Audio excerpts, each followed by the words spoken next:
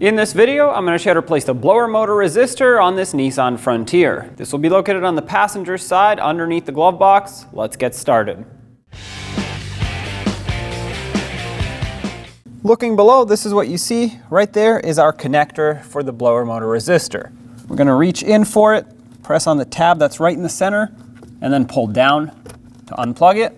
If you wanted to, you could unclip the wiring harness from right here to give you a little bit more space. If you have a small screwdriver to grab this clip with, you can pull it down. And this gives us clear access to our two 5.5mm screws that we need to remove.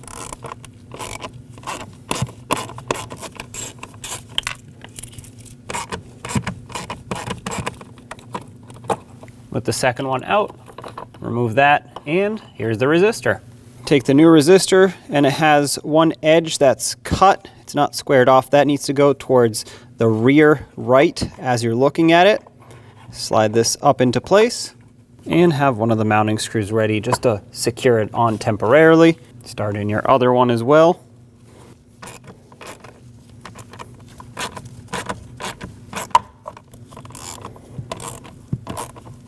I'm going back and forth to make sure that this seats all the way evenly.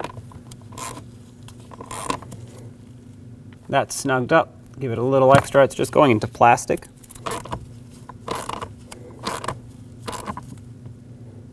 And there we go. We'll take our wiring harness and plug it back in. Make sure that clicks. And if you unhooked it from here with that retainer, hook it back on.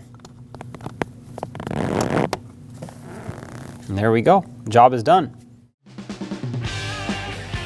When only the best will do, demand TRQ.